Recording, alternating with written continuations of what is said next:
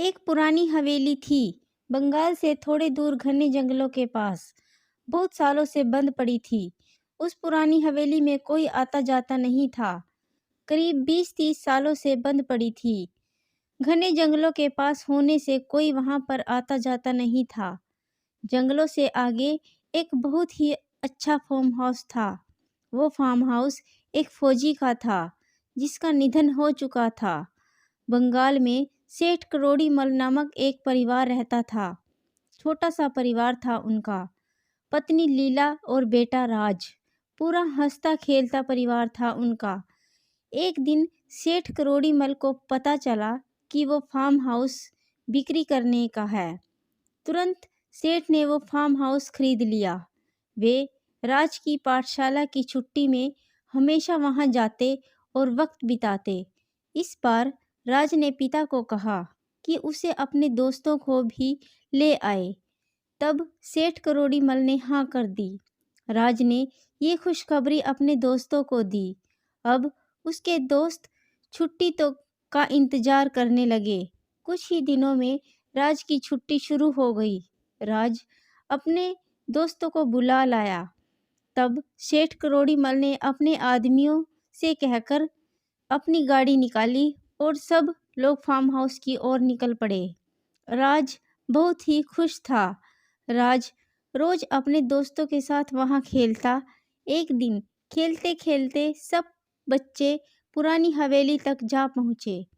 हवेली का सालों से बंद पड़ी थी। वो अब पूरी तरह खंडर बन चुकी थी।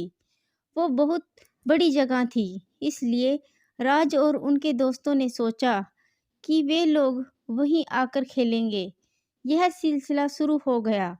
राज और उसके दोस्त वहां हर रोज खेलने जाते और फिर एक दिन राज ने एक परछाई देखी, पर उसे लगा कि वो उसका भ्रम है और रोज की तरह वो फार्म हाउस चले गए। दूसरे दिन राज अजीब अजीब सी हरकतें करने लगा, पर उसे कुछ याद न रहता। कभी साड़ी पहनता तो कभी चूड़ियाँ। यह देखकर सब लोग परेशान हो गए। यह देखकर सेठ करोड़ीमल सबको लेकर वापस चला गया।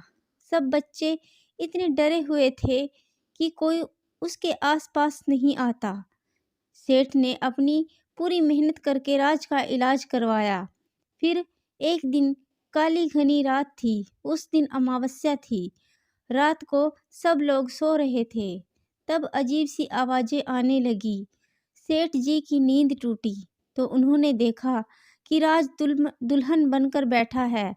सेठ जी घबरा गए। उन्होंने हिम्मत करके राज से पूछा कि ये सब क्या है। तब राज ने कहा, आज मेरी शादी है।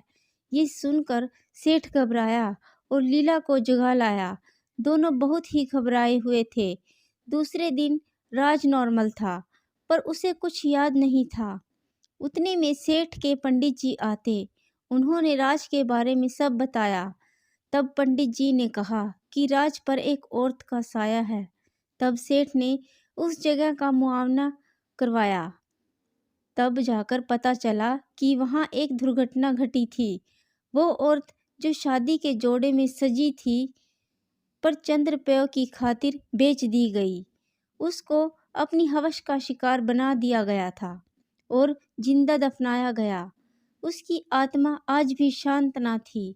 सेठ ने अपने पंडित जी से उसका उपाय पूछा। तब पंडित जी बोले, उस औरत का शव अभी भी वहां दफन है। उसे आप जला दो। इससे उसको शांति और मोक्ष मिल जाएगा। सेठ ने पंडित जी से कहा। ऐसा किया और सब ठीक हो गया। तो गाइज, आपको मेरी कहानी कैसी लगी? प्लीज़ मेरे चैनल को लाइक, शेयर एंड सब्सक्राइब कीजिए।